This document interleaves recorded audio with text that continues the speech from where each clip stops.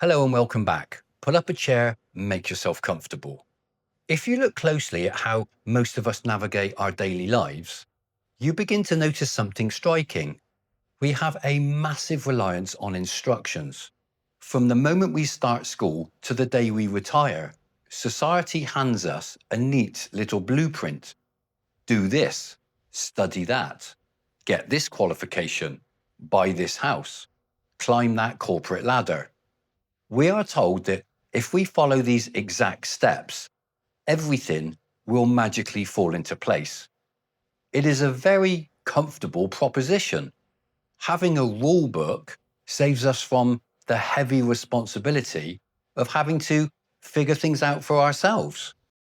If you follow the rules and things go wrong, you can blame the rule book. You can blame the system. You can blame the economy. You can blame your parents or your boss. But what happens when you wake up one morning and realize something alarming? What if the blueprint you have been following for 20 years is leading you straight off a cliff? What if the rules you inherited were never designed for your actual well-being? Today, we are diving deep into a radical idea. We are exploring J. Krishnamurti's famous declaration that truth is a pathless land. We will look at why leaning on external gurus, rigid methods, and societal scripts will keep us mentally handcuffed.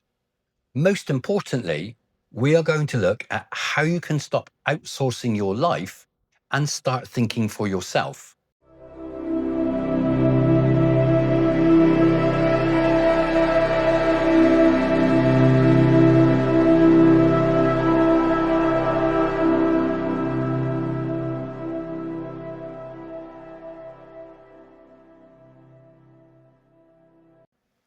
Part 1. The quest for security and the guru trap. Let us start by looking at why we seek out authorities in the first place. Human beings have an intense, deeply rooted search for psychological security. We dislike uncertainty. We dislike the feeling of not knowing what comes next. When life feels unpredictable, our immediate instinct is to look for a handrail. We want a guaranteed method. We want a master, a guru, or an expert who steps up and says, "Follow me, I have the key." This desire for security manifests in many areas. It shows up in organized religions, strict dogmas, political movements, and corporate hierarchies. It also shows up heavily in modern self-improvement. So when an expert steps on stage, wears a sharp suit, and offers a 5-step blueprint to total happiness, our brains light up with relief. We think, finally, someone has solved the problem. I can just copy what they do and I'll be safe. But there is a trap hidden in this relief. The quest for security actually fosters possessiveness, division, and emotional dependence. When you lean entirely on someone else's framework, you stop investigating your own life. You trade genuine understanding for mere belief. And belief is cheap. It requires no real transformation. It only requires obedience. Part 2. Fear, exploitation, and the spiritual authorities. Where there is a demand for authority, there is always someone ready to supply it. When we are driven by fear, we become incredibly vulnerable to exploitation. Fear of failure, fear of loneliness, fear of death, fear of not making something of ourselves. When fear rules your mind, you actively seek out spiritual or intellectual authorities to save you. You give away your autonomy in exchange for a promise of safety. This creates a subtle, damaging relationship between the follower and the leader. The leader gets validation, status, and power. The follower gets a false sense of comfort. Neither side experiences real liberation. Challenging these deep-seated fears is essential if you want to experience true autonomy. you have to ask yourself a hard question. Am I following this advice because I have tested it and found it to be true? Or am I following it because I am terrified of standing on my own 2 feet? As Krishnamurti pointed out, truth cannot be organized. It cannot be brought down through a church, a belief system, or a rigid daily schedule. The moment you organize truth, it ceases to be truth. It just becomes another ideology. Part 3, primitive desire versus intelligent awareness. To understand why we fall into these traps, we have to look at how our minds operate. Let us contrast 2 ways of living, acting purely on primitive desire versus living with intelligent awareness. The primitive mind acts strictly on desire. It is constantly seeking pleasure and desperately running away from pain. When it feels empty, it looks for something to consume. It grabs a new goal, a new purchase, or a new distraction. If it encounters an internal conflict, it immediately demands a method to suppress it. It wants to eliminate the discomfort as quickly as possible. An intelligent person, on the other hand, understands the deeper implications of desire. They recognize that suppressing a negative emotion or forcing a mind to be quiet never works. Suppression only builds up pressure under the surface. It causes underlying suffering that eventually breaks out in other ways. Instead of using an imposed system to force your mind into shape, true clarity comes from raw awareness. It comes from observing your thoughts and emotions as they arise, without judgment, without rationalization, and without immediate suppression. When you simply observe a feeling or fear or jealousy without trying to fix it instantly, something remarkable happens. The emotion begins to reveal its origins. You see it for what it is, and its power over you dissolves naturally. Part 4, fallacy of the system and awareness over methods. We live in a culture obsessed with mechanics. We want a system for everything. We want a morning routine system, a communication system, a grief management system. We treat our psyche like a broken car engine.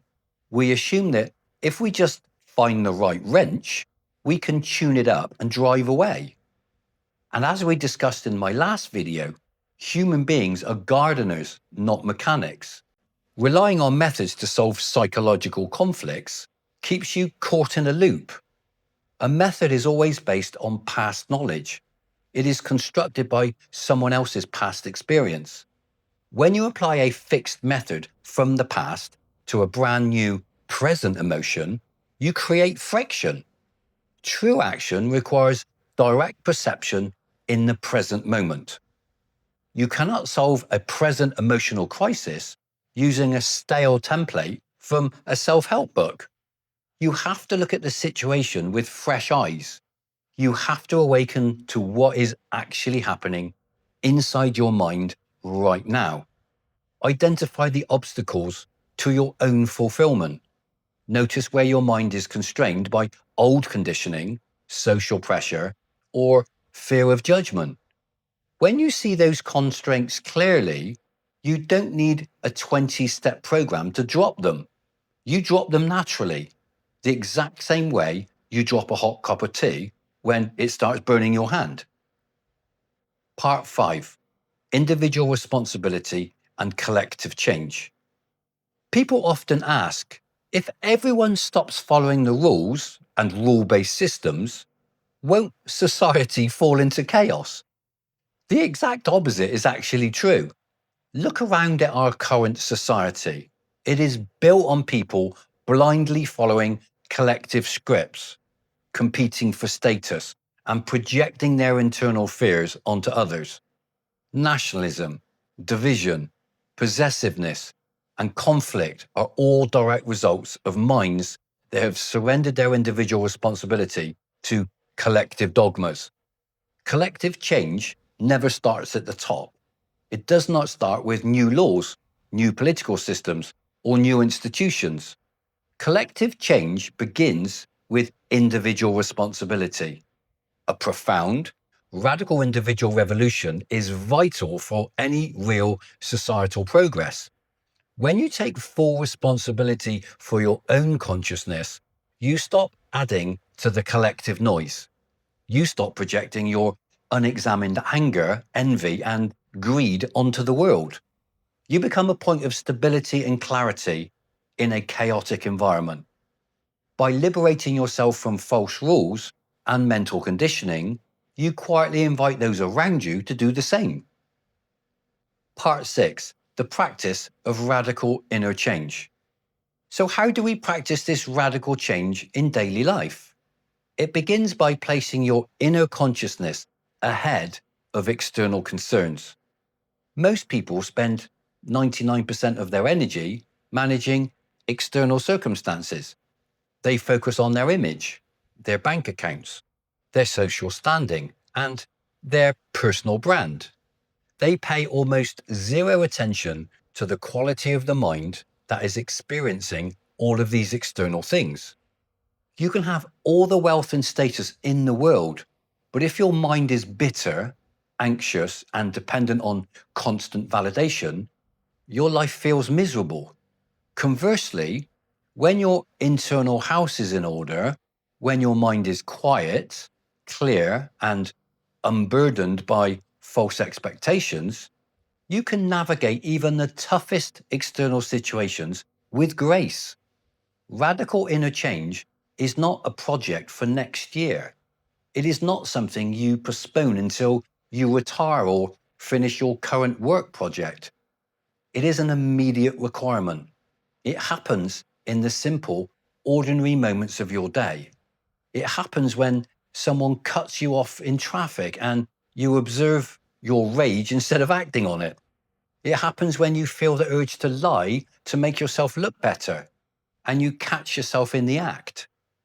It happens when you step away from your phone and sit quietly with your own thoughts without needing an immediate distraction.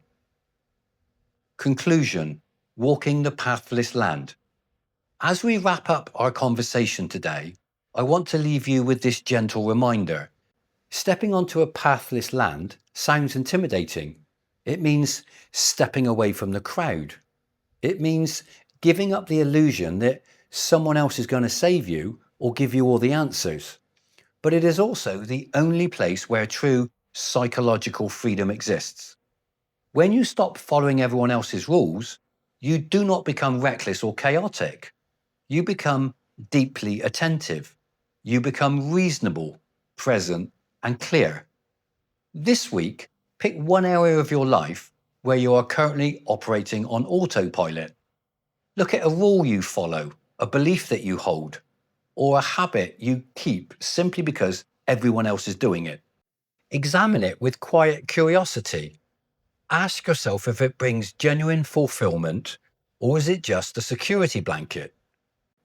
Thank you for spending this time with me today. If this resonated with you, hit the subscribe button and leave a quiet thought in the comments below. I look forward to seeing you right here next week as we continue our journey. Let's do it.